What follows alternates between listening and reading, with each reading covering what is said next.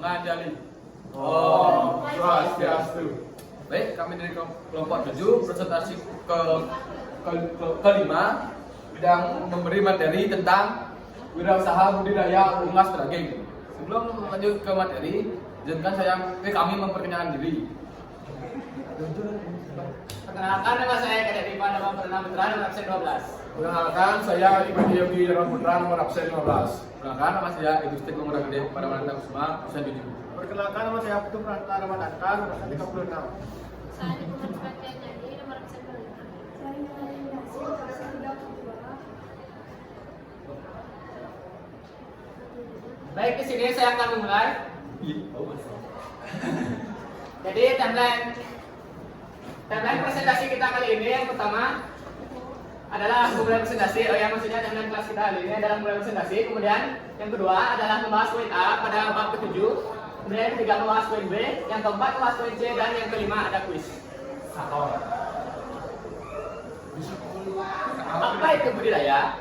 Budidaya adalah manajemen sumber daya nabati untuk hasilnya. Ini mencakup memelihara tanaman atau ternak dari bibit atau benih hingga panen. Budidaya ternak mencakup usaha memperoleh hasil dari peternakan. Contohnya budidaya ternak unggas, pedaging atau petelur yang bertujuan untuk memproduksi daging telur dan produk lain untuk kebutuhan pangan.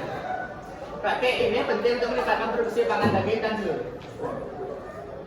Perencanaan budidaya ternak unggas pedaging. Pangan merupakan kebutuhan pokok manusia. Dijamin oleh Undang-Undang Republik Indonesia Nomor 18 Tahun 2012 tentang pangan. Produksi pangan sendiri lebih penting daripada hanya mengimpor dari negara asing. Sesuai dengan hak asasi manusia yang dijamin oleh Undang-Undang Dasar Negara Republik Indonesia tahun 1945. Memproduksi pangan sendiri membuka peluang berwirausaha di bidang budidaya. Peluang usaha di budidaya unggas pedaging sangat besar karena daging adalah sumber utama protein dan lemak hewani bagi masyarakat. Konsumsi daging ayam. Sebagai contoh, konsumsi daging ayam pada tahun 2012 mencapai 53% dari konsumsi daging di Indonesia. Sedangkan sisanya berasal dari sapi, domba, kelinci, dan ternak lainnya. Konsumsi daging diperkirakan akan terus meningkat seiring dengan pertumbuhan jumlah penduduk. Peluang wirausaha di bidang budidaya ternak unggas pedaging sangat besar karena kebutuhan daging unggas untuk memenuhi nutrisi masyarakat sangat tinggi. Baik, sekarang dari teman saya. Baik, saya lanjut tentang perencanaan usaha budidaya ternak unggas pedaging. Tantangan dalam berwirausaha adalah pemasaran produk yang dihasilkan. Keberhasilan wirausaha sangat ditentukan oleh peluang pasar dari produk yang dihasilkan. Sebelum memulai wirausaha, terlebih dahulu pelajarilah produk sejenis yang sudah ada di pasar, supaya produk yang dihasilkan dapat diterima oleh pasar. Buatlah produk budidaya yang lebih baik dari produk sejenis yang sudah ada. Misalnya dari sisi kebersihan produk budidaya. Perlu diperhatikan bahwa produk budidaya unggas pedaging berfungsi sebagai pangan. Dalam proses produksi yang dihasilkan harus mengacu pada cara budidaya ternak yang baik sehingga dapat menghasilkan pangan yang sehat dan aman. Poin B. Perancangan dan kegiatan budidaya ternak unggas pedaging. Ini jenis unggas pedaging. Unggas adalah jenis hewan yang termasuk ke dalam kelompok burung-burungan. Ciri-ciri lainnya dari unggas adalah memiliki sayap dan paruh, serta bulu pada permukaan tubuhnya. Berdasarkan produk yang dihasilkan menjadi unggas pedaging, unggas petelur, serta unggas pedaging petelur. Jenis ayam keras disebut juga ayam kampung yang tersebar di wilayah Indonesia sehingga namanya memakai nama suatu daerah. Misalnya ayam kedu, ayam nunukan, ayam sentul, ayam kampung merupakan hasil domestikasi ayam geda. Ayam ras pedaging atau boiler. Ayam ras pedaging memiliki jaringan ikat yang benar dan ayam ini dipelihara selama 5-7 minggu lalu dipotong. Ukuran ayam ras pedaging berkisaran antara 1,3 sampai 1,5 kilo per ekor. Ayam ras petelur afkir. Ayam ras petelur berumur sekitar 20 bulan dengan berat 2 sampai 2,5 kg per ekor. Kepadatan jaringan ikat ayam ini tergolong baik, namun memiliki kualitas daging yang rendah karena kandungan lemak yang tinggi. Ayam jantan petelur. Jenis ayam jantan petelur adalah ayam petelur yang berkelamin jantan. Ayam jantan petelur dipelihara untuk diambil dagingnya. Harga bibit ayam jantan ras petelur lebih murah dan pertumbuhannya tergolong cepat. Jenis ayam induk petelur. Ayam induk petelur adalah ayam ras betina dan jantan. Penghasil telur bibit untuk ditetaskan menjadi bibit ayam. Karkas yang dihasilkan oleh ayam induk petelur keras, kulit kuat, dan mengandung banyak lemak di bawah kulit. Ayam induk pedaging. Ayam induk pedaging adalah ayam induk yang menghasilkan telur untuk ditetaskan menjadi ayam pedaging. Ayam ini terdiri dari ayam induk betina dan ayam induk jantan. Ayam induk pedaging mengandung banyak lemak. Baik, presentasi selanjutnya akan dibacakan oleh teman saya. Baik, selanjutnya ada itik. Itik merupakan gelas yang seperti air. Itik memiliki pertumbuhan yang cepat dan badan berukuran besar.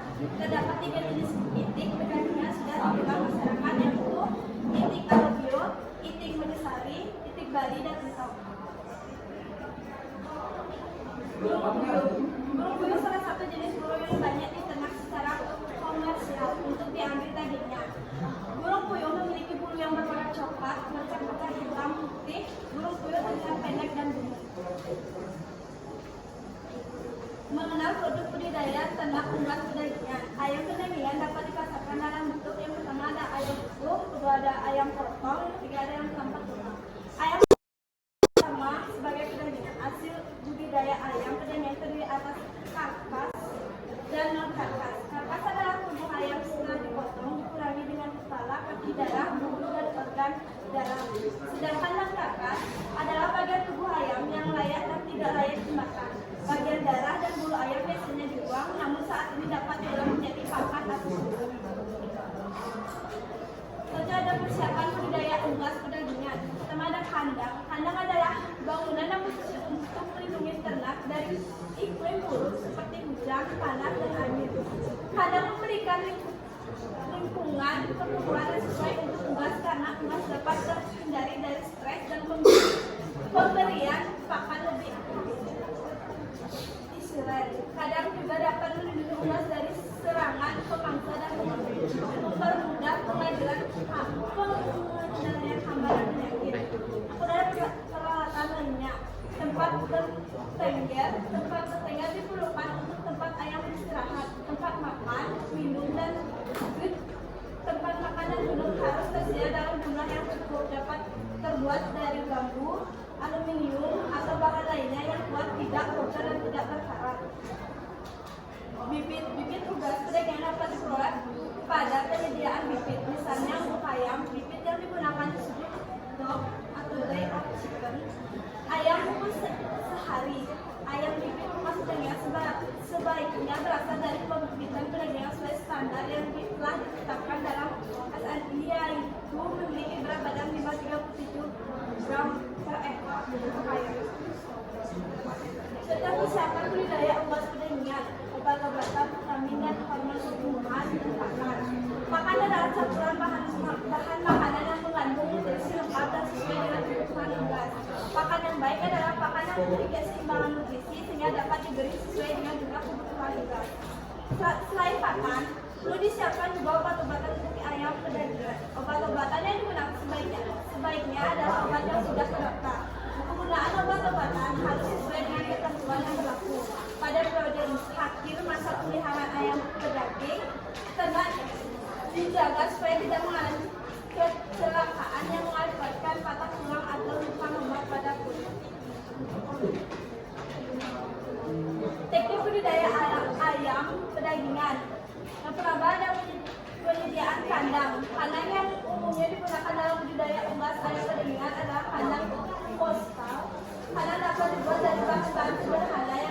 dapat mencegah karena kamu dari biasa bertambung dan hujan dan panas dan itu panas juga harus bersih. Sementara penyediaan pakan untuk budidaya ayam bisa menggunakan siap pakai, tapi untuk menghemat biaya pada pakan dapat membuat pakan alternatif bahan dadakan, jagung, kumpir dan tepung tulang. Pakan ayam dibagi menjadi dua jenis, yaitu pakan starter dan pakan ayam biasa. Ada pemeliharaan. Kegiatan pemeliharaan ayam bagian itu pemberian pakan, minum dan pengendalian penyakit. Pada panen, hasil yang dipanen dari ayam pedaging adalah daging ayam. Panen ayam pedaging harus direncanakan dan dilaksanakan dengan baik untuk mengurangi jumlah ayam karena kesalahan saat memanen. Selanjutnya dilanjutkan dengan kalian. Baik, di sini saya akan melanjutkan ke poin C. Perhitungan harga jual produk hasil budidaya ternak beras daging. Definisi. Harga jual produk adalah jumlah uang yang dibebankan kepada konsumen. Dihitung berdasarkan biaya produksi dan biaya lainnya seperti distribusi dan promosi. Biaya produksi mencakup biaya-biaya yang diperlukan untuk menghasilkan barang. Ini termasuk biaya bahan baku, tenaga kerja, dan overhead.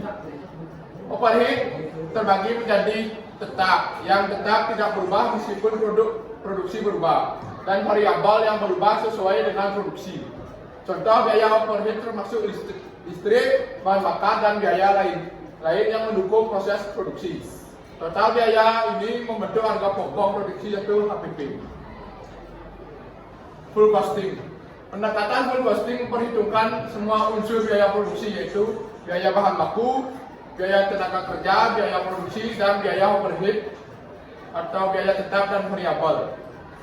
Serta ditambah dengan biaya non produksi seperti biaya pemasaran dan biaya administrasi dan umum. Variabel costing. Pendekatan variabel costing memisahkan perhitungan biaya produksi yang berlaku variabel dengan biaya tetap. Biaya variabel terdiri atas biaya bahan baku, biaya tenaga kerja, produksi, dan overhead variabel, ditambah dengan biaya pemasaran variabel dan biaya umum variabel. Biaya tetap terdiri dari biaya overhead tetap, biaya pemasaran tetap, biaya administrasi tetap, dan biaya umum tetap.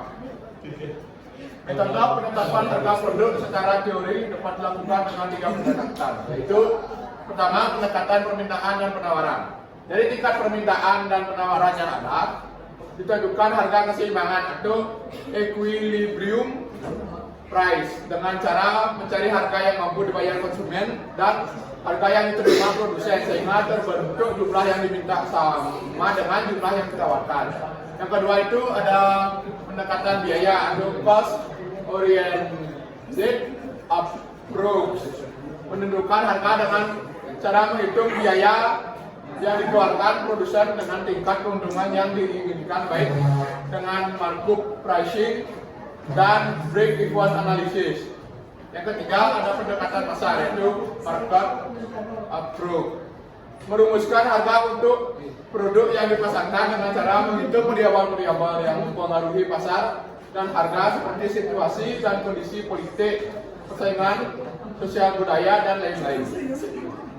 Baik, di sini kita akan melanjutkan presentasi ke materi TP.